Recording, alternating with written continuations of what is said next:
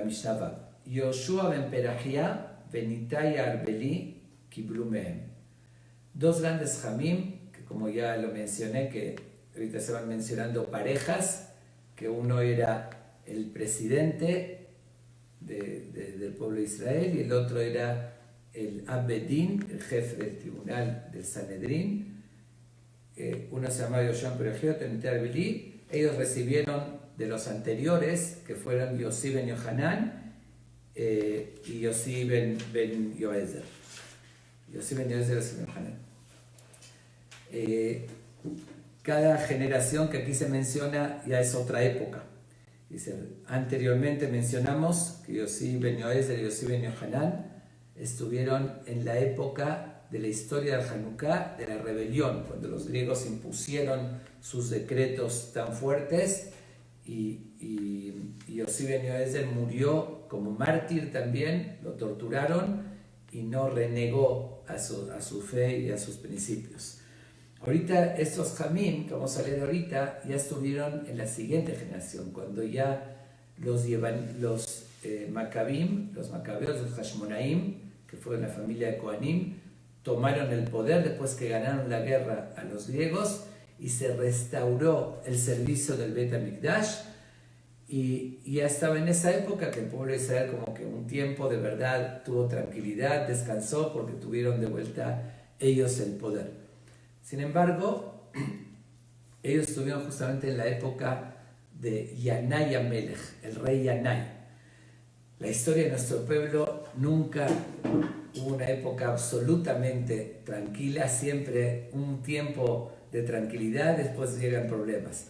También fue una época difícil con el rey de Yanai, porque tenía allegados a él que eran de los Sadokim y Baitosim se llaman, que vamos a hablar más adelante en una Mishnah, la historia de ellos, que ellos renegaron de la tradición, de la explicación de la Torá, se apegaron a la Torá literal, pero fueron muy rebeldes y odiaban a los grandes sabios, a los Jamim y a los que estudiaban la Torá.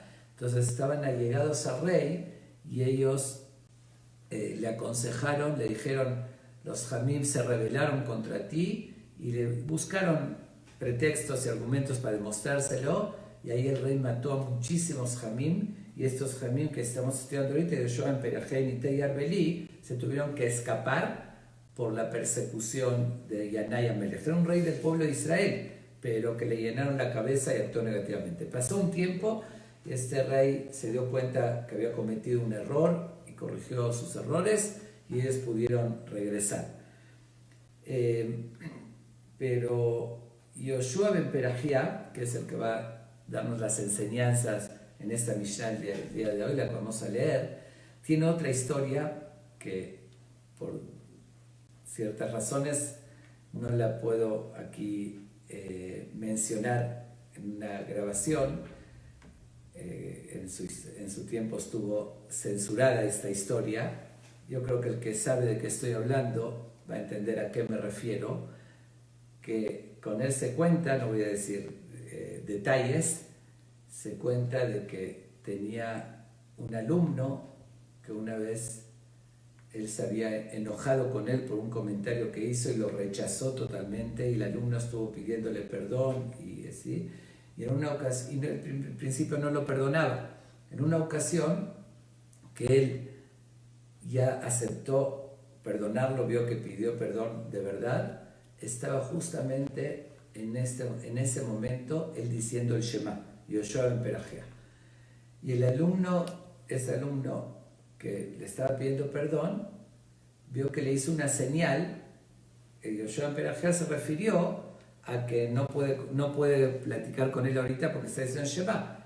El otro entendió que lo está rechazando igual, después de tanta insistencia, entonces se enojó muchísimo y se escapó, se fue del Bet HaMidrash, del lugar de estudio, porque vio que su maestro no fue tolerante y no lo perdonó, y después tomó un camino con consecuencias muy particulares hasta hoy en día.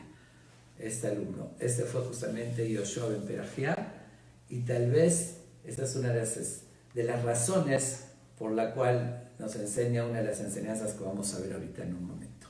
Pero vamos a comenzar con las 3 enseñanzas que él nos deja. Dice lo siguiente: Hacele Rab. Le dice a toda persona que uno tiene que tener un maestro, un guía. Uno podría decir, bueno, yo igual puedo estudiar, sé cómo se debe estudiar y no necesito un maestro. No, dice, la forma de aprender la Torá siempre fue de maestro-alumno. Y uno necesita, además de sus recursos personales, tener un guía y un maestro que lo oriente, que le transmita lo que a su vez el mismo maestro lo aprendió de su maestro. Es muy importante. Pero aquí también explican nuestros caminos sobre esta Mishnah, que nos viene a enseñar otra cosa muy importante. Sabemos que en el conocimiento, en el estudio de la Torá, en profundizarla, llega a haber muchas opiniones, como vemos en el Talmud, hay discusiones, se llegan a ciertas conclusiones, pero sobre esas conclusiones vuelven a haber opiniones. La verdad, sucede más hoy en día, creo que eso todavía se hizo más grande, este problema hoy en día, que hay muchos grupos y cada uno tiene una tendencia y una visión sobre el halajá. Entonces, ¿qué sucede? Uno quiere saber cómo tengo que hacer esto, cómo tengo que llevarlo a la práctica. Le pregunta a un rabino, le da su punto de vista. Le pregunta a otro rabino, le da otro punto de vista. Y le pregunta a un tercero y le da un tercer punto de vista. Es como dicen, de 2 judíos hay 3 opiniones siempre. Y es verdad, cada uno puede tener su visión y es válido. Uno puede deducir de una manera, el otro de otra manera. Puede ser que las 3 tengan un sentido en base al halajá, pero con diferentes visiones. ¿Qué sucedería con esta persona que tiene buena voluntad, quiere hacer lo correcto, pero ¿qué puede hacer? Cada uno le dice otra cosa. Después en otro problema que tiene, otra vez le vuelve a suceder lo mismo. Por eso nos aconseja aquí este Rambam, hacele Rab, lo dice en singular. Hazte para ti un maestro, un jajam, un rabino, que siempre le preguntes a él y sigas tu vida, tus decisiones acorde a esa opinión. No significa que uno no pueda oír otra opinión, o no pueda consultar otra cosa, seguro que sí, pero si uno no toma al final una línea, de verdad, ahí se volvería loco o podría utilizar negativamente la información que recibe. Podría estar yendo cuando le conviene, dice, en esta pregunta sé que fulano tal vez me lo permite o así, voy con fulano. Y en la otra pregunta voy con mengano. Y así estar llevando a su conveniencia, que no es el camino correcto. Tiene que basarse siempre en una determinación, una línea, una decisión, una forma de ver el halajá. Obviamente que hay que escoger correctamente, buscar un jajam que sepa que le va a decir la verdad, que no hace política, que se esmera en decirle como es realmente el halajá, ni agregarle ni quitarle, sino lo que es lo correcto, pero tener un solo jajam. Y lo demás puede oír clases de Torá, de aquí, de allá, puede oír explicaciones y la lógica, cómo uno lo vio, cuál fue su sebará, su entendimiento, pero al final para determinar y para llevar en la práctica el halajá, es el consejo que hace de Rab, hasta un solo maestro. Y eso es hoy en día, la verdad, yo creo que hoy es más que en toda la historia. Tal vez siempre hubo discusiones, siempre desde la época del Talmud, pero hoy hay tantos grupos y tantas tendencias que de verdad si uno no toma este consejo, le sería muy difícil llevar un lineamiento o una forma de vida según la Torá con claridad y sin estar confundiéndose cada ratito. El segundo consejo o enseñanza que nos da Yoshua ben Perachia, este Ham, dice, Ukne lecha haber.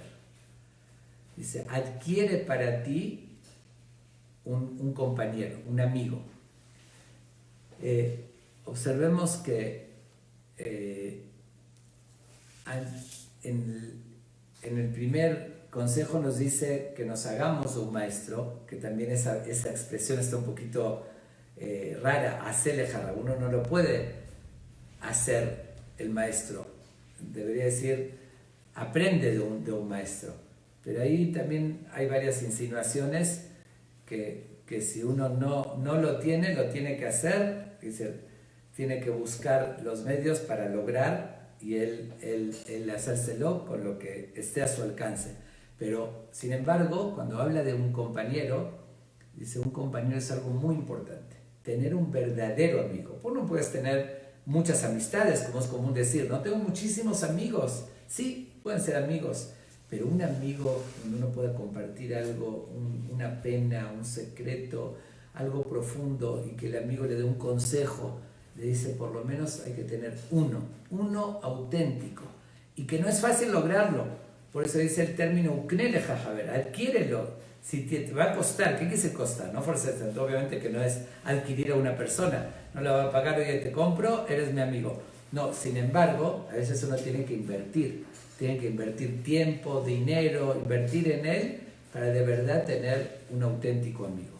Además, dice, uno necesita un maestro, que siempre que le enseñe, pero necesita alguien también de su nivel, dice, un amigo para compartir, porque no es lo mismo la relación con el maestro que con el compañero. El compañero es algo mucho más íntimo y que hay una necesidad natural en el ser humano de tener alguien que pueda abrir su corazón con él, que pueda desahogarse, es muy importante. Y además, incluso para el estudio de la Torah, aparte de tener un maestro que sabe más que él y que lo va a guiar, es muy conocido el concepto, como hasta hoy en día se estudia de esa manera, que se llama habrutá, un compañero.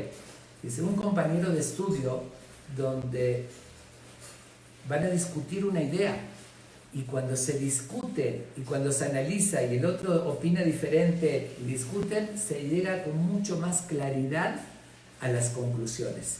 Dice, cuando simplemente uno fue a una clase y del maestro lo aprendió, ok, le queda la información. Pero por eso se llama habrutá, por eso en el sistema moderno también de las yeshivot actuales, si uno visita un lugar de estudio en Israel, en Estados Unidos, donde sea, en la yeshiva va a ver que se sientan dos compañeros, la mayoría del tiempo están estudiando juntos. Hay un momento que el rabino les da una clase, pero la mayoría del tiempo ellos analizan juntos, lo discuten, y es la mejor manera también de aprender los conceptos. Porque estando al mismo nivel, no nada más como maestro y alumno, uno puede discutir al otro sin pena, ¿no? Se atreve y dice, no, a mí me parece diferente. El otro le trae el argumento, se lo refuta, lo rebate y así, hasta que llega a una conclusión clara, con una lógica, con un análisis. Entonces, el compañero, por eso es más valioso, dice, adquiérelo, porque sirve tanto por la necesidad psicológica humana de tener una persona de confianza de verdad, aunque sea uno, que no es fácil conseguir un verdadero amigo, que esté con él en las buenas y en las malas, que va a compartir con él, desahogarse, y además, como dije, hasta para el estudio de la Torah se requiere un compañero para poder estudiar. Y aquí viene la tercera enseñanza, que es tan y tan importante y actual, que dice, Ve'evedan et kol ha'adam lekav zechut, y juzga a toda persona para el lado bueno. Vemos una persona que actúa de alguna manera, que lo podemos interpretar de forma negativa o positiva. La verdad es la tendencia natural del ser humano, es ese morbo que hay, siempre de interpretarlo negativamente. Por lo general, hagan la prueba, agarran una hoja blanca, le ponen un punto negro, le enseñas a alguien, ¿qué ves en esta hoja? Todos van a responder, un punto negro.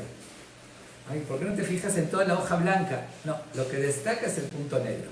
Y así es en una persona. Cualquier cosa, cualquier defecto, algo que lo podemos interpretar para mal, ya entra el morbo, el chisme de decir, mira lo que hizo, pero tal vez no sabes las circunstancias.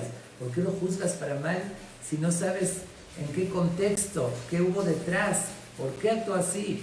Pero esa es nuestra reacción. Por eso aquí nos advierte muchísimo, Vedan et kol ha'adam lekav zechut, juzga para bien.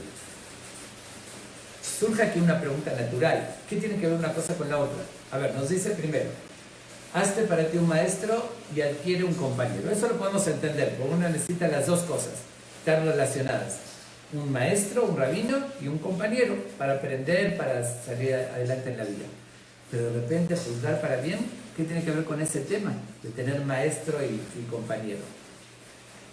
Una de las respuestas es que aquí nos viene a decir, si no aplicas juzgar para bien, no vas a lograr nunca tener ni un maestro ni un compañero, porque de cualquier cosa que no te parece lo vas a interpretar para mal y ya no vas a poder aguantar tener un maestro y un compañero también. Si una vez se tardó, te hizo algo, creíste, estaba de mal humor, si no te contestó, no te saludó, ya lo pierdes como amigo porque lo juzgas para mal. Entonces, si no aplicas de juzgar para bien, entonces no vas a poder mantener un maestro y un amigo. Por eso lo dice después de lo anterior. Y otra interpretación es que al revés, tal vez a tu maestro y a tu amigo los vas a juzgar para bien, porque es tu amigo, lo quieres y lo respetas a tu rabino. Pero a las demás gente vas a decir, bueno, ahí sí puedo interpretar siempre para mal. Por eso dice, después de decir que tengas un maestro y un compañero y un amigo, dice, y al resto de la gente, bebé dan el cola Adam de Cabrejut, al resto, júzgalos siempre para bien, no nada más a tu amigo y a tu maestro. Ahora, como dije hace un momento, ¿por qué este Jajam, Yoshua en Perajá, nos da este consejo? Destaca eso, porque enseñó muchas cosas, pero ¿por qué destaca de juzgar para bien? Bueno, yo creo que en base a lo que les conté hace un momento, de este alumno que estaba diciendo el Shema y creyó que lo rechazó y se fue y causó tantos y tantos problemas, que el que conoce la historia sabe de qué estoy hablando, tal vez por eso dijo, este rabino aprendió la lección. Les aconseja a todos, juzguen para bien. Dice, él porque lo juzgaron para mal, malinterpretaron, que no le contestó porque estaba haciendo el Shema, salió unas consecuencias muy negativas para todos. Entonces está aconsejando, no cometan ese error y aprendan a no inmediatamente llegar a conclusiones. Si no me contestó, quiere decir que no me quiere perdonar. Oye, piensa, tal vez está concentrado, tal vez está diciendo el Shema como realmente lo estaba haciendo. Entonces creo que podría ser una de las razones por la cual él nos está dando ese consejo. Pero quiero regresar al punto que es tan importante. Evedan el Kol Adam de Kapsehut. Tenemos que juzgar para bien. Cuando uno lee esta frase, podría cuestionarse y decir, oye, ¿qué me están pidiendo? ¿Que me ven cara de tonto?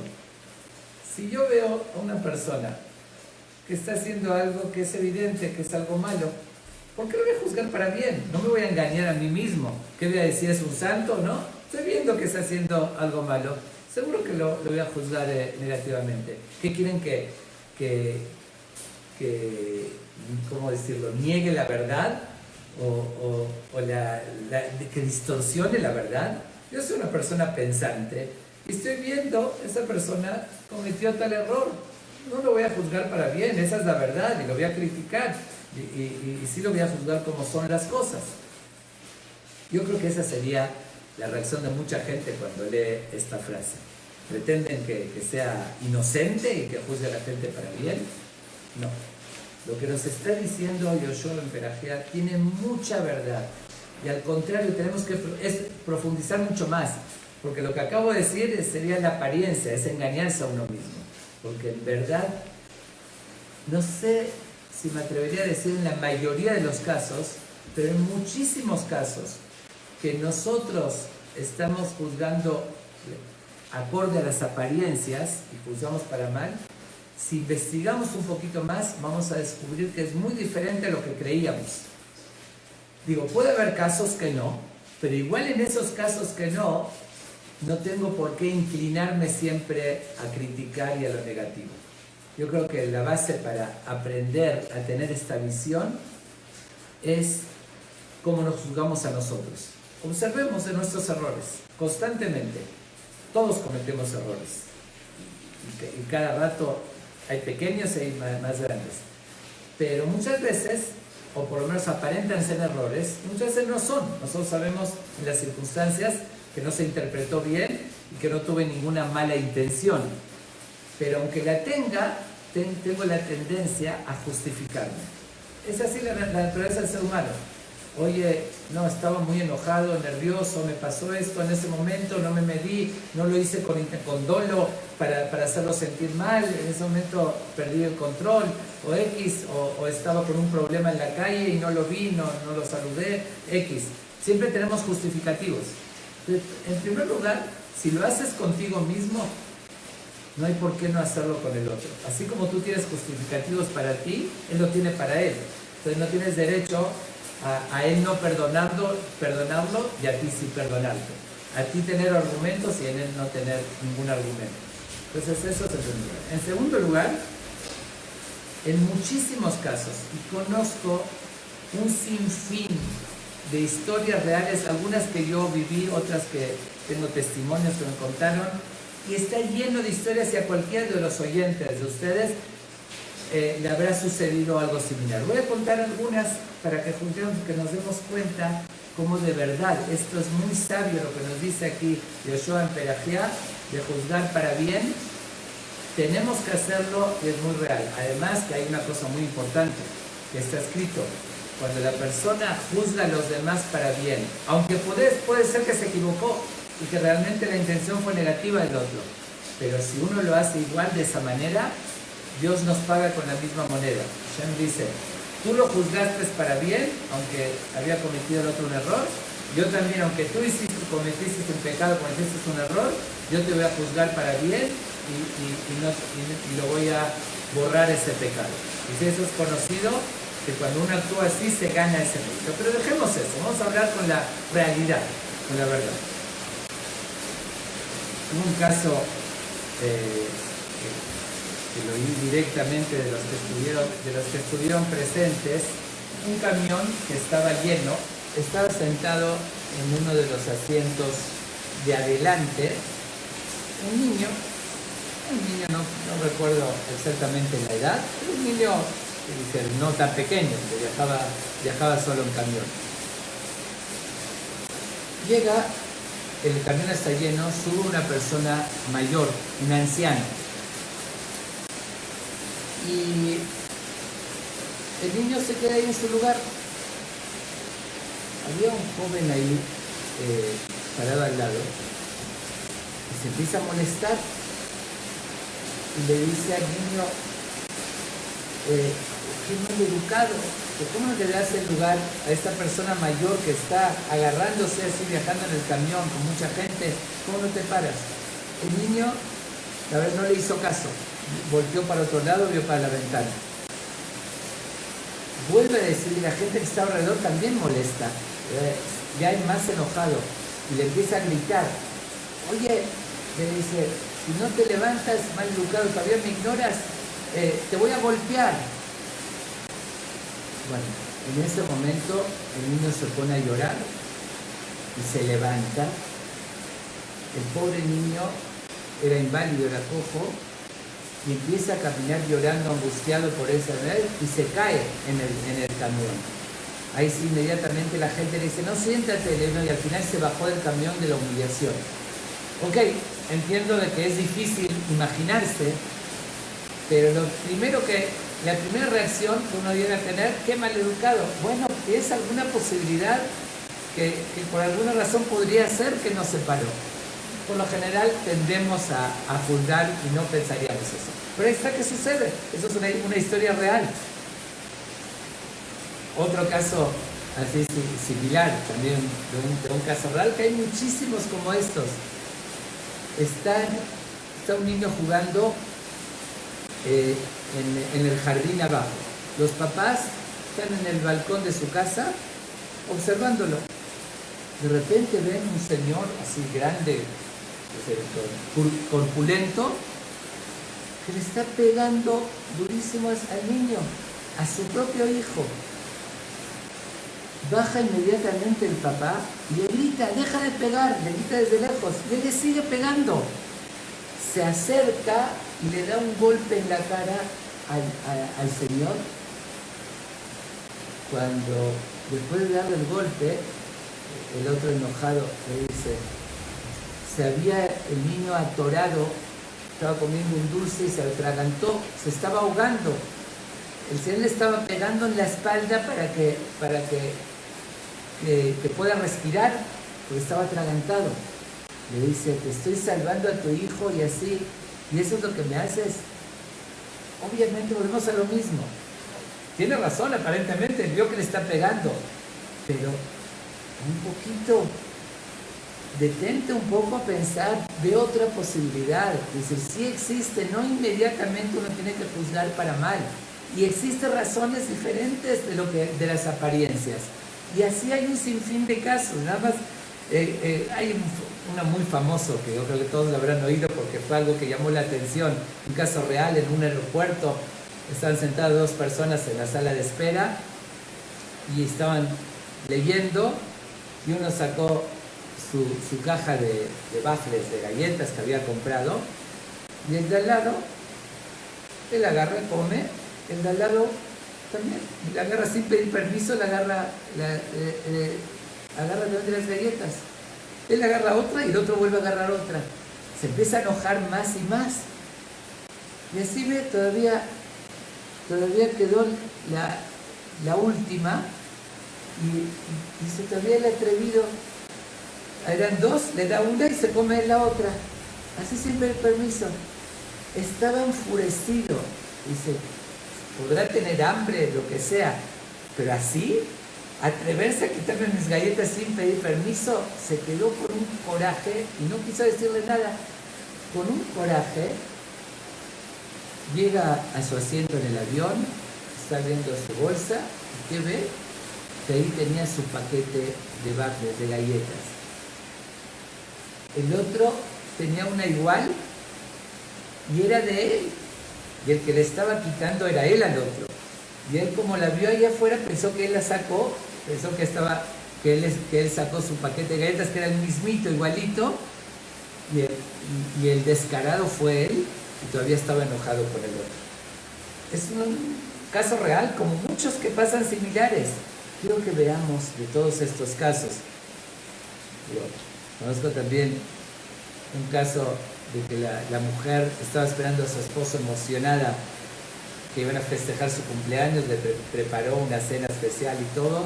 El esposo se tardó y lo recibe enojadísima, a gritos. El pobre había ido a recorrer negocio tras negocio por algo que quería su esposa, sabía que le gustaba mucho, no lo había conseguido, dijo, se entercó hasta que lo consiguió para traerle ese regalo. Bueno, se le fue la hora. Pero un ejemplo, ¿no? Sí cabe, cometemos errores, pero antes de juzgar, tenemos que ver qué hay detrás. Y pasa muchísimo. Otra famosa historia, esto fue también con una persona de muy alto nivel en Israel, que estaba en el entierro del amigo más íntimo, amigo, compañero que había entregado su vida por él, que siempre lo ayudó, y están acompañándolo, lo que se llama la levayá, en la calle, y de repente ven que se sale de la levayá, y alguien lo ve, que va a comprar una maceta con plantas, con tierra de cerámica. ¿Qué le pasa a este? Así desprecia. Está con su mejor amigo que murió joven, y en la mitad tiene que hacer sus cosas, ir a comprar una maceta para su casa o para sí. De verdad se quedó muy, muy molesto con él y pensó 1000 cosas negativas. Después de un tiempo que se lo encontró, ya no se aguantó. Le dice, a ver, ¿cómo me explicas? No puedo entenderte. Como todo el mundo estaba, tú eres tu mejor amigo, ¿cómo te vas a comprar una maceta? Y le comenta el compañero lo siguiente. Dice, esta persona tuvo una enfermedad contagiosa, yo creo que hoy lo vamos a entender más con lo que estamos viviendo, con el virus, y la indicación del hospital que había que quemar todo lo que él tuvo contacto con él. Y entre esas cosas estaba su tefilín, que indicaron que lo tienen que quemar. Él le imploró al doctor y le dijo, por favor doctor, permítame enterrarlo, no puedo despreciar de esa manera el tefilín. Bueno, después de tanto insistir le dijo, ok, para llevarlo a enterrar, si compras una maceta y metemos el tefilín ahí que ya está envuelto adentro de la maceta y así lo llevas a enterrar, lo permito que no lo quememos. En la mitad le dijo, hasta las 12 del día tienes el tiempo para hacerlo antes del entierro. En la mitad de lo que lo están acompañando para cuidar los tefilín de él, se desvía, compra la maceta, obviamente era en honor a su amigo para que no se le queme su tefilín. Pero volvemos, uno ve un acto así y lo juzga para mal, y dice, estoy seguro, no soy tonto, no soy inocente, voy a juzgarlo para mal. Pero no sabemos qué hay detrás de las cosas, de tantas cosas. Bueno, hasta ya por último, ¿no? Entre miles de casos, yo tengo cosas personales que me pasaron, pero no vamos a prolongarnos más, pero algo insisto porque hay que tener muy claro este concepto que es real, que tenemos que esforzarnos en juzgar para bien. Cuentan de un maestro también que era excesivamente puntual, era muy buen maestro y no se tardaba un minuto, 20 años siempre se esmeró, no falló. Una vez tuvo un percance, llegó 5 minutos tarde a su clase. Y ve a uno de sus alumnos consentidos, demás, que está ahí en la entrada y muestra el reloj así. Se enojó tanto, dice, siempre, una vez que me tardé 5 minutos ya me está mostrando que llegué tarde. No pudo aguantarse y le dio una cachetada. Después recibe una llamada de la mamá. Le dice, mi hijo está muy triste, llorando muchísimo. Le dice, ¿por qué? Le dice, porque él te admira y te quiere. Le dice, y después de mucho tiempo que nos había pedido que le compremos un reloj nuevo, al final se lo compramos y él quería que al primero que se lo quería enseñar es a su Moré. Él cuando llegó al Moré lo primero que hizo fue enseñarle su reloj nuevo, no le estaba enseñando la hora que llegó tarde. Pero volvemos a ver, si uno juzga mal y llega a eso. Bueno, yo creo que es suficiente, nada más de ejemplos, que hay miles más, para entender que tenemos que juzgar para bien, pero aquí quiero agregar un detalle más. Hoy se nos hizo un poquito tarde y me extendí un poquito más, pero es un tema muy importante y que vale la pena de reflexionar en este punto tan importante. ¿Cómo dice aquí el Pirkei Avot? Ve'edan et kol ha'adam lekav zehut. Tienes que juzgar a toda la persona para el lado bueno. Observen bien que la gramática de hebreo aparentemente está mal dicho. ¿Cómo se dice juzgar a toda persona para el lado bueno? Ve'edan et kol adam, toda persona. Aquí dice kol ha'adam, toda la persona. Están aparentemente mal dicho. ¿Cómo vas a juzgar a toda la persona? A todas las personas. El kol adam, el kol adam. Aquí nos viene a enseñar algo muy importante. No, dice, juzga a toda la persona. Cuando nosotros vemos una acción negativa, cometemos dos errores. Primero, que en vez de juzgar la acción, juzgamos a la persona. Ya hacemos que él es malo. No, checa esa acción, nada más puede ser un error, pero checa, no juzgues a la persona completa que eres malo. Y dos, nos da otro mensaje. Por eso dice, Kol Adam, dice, juzga a toda la persona completa, no a esa acción. El segundo mensaje es, tú estás juzgando este momento y este error que cometió ahorita, pero ve toda su historia, ve su infancia, ve tal vez los traumas que tuvo, los problemas, y para saber por qué llegó a actuar así. No puedes juzgar esta acción en este momento y viendo nada más este detalle de su actitud. Tienes que ver a toda la persona en su completo, toda su historia, todo su pasado, todas las circunstancias. Y ahí puedes entender que tal vez, ahí vas a entender que lo puedes juzgar para bien.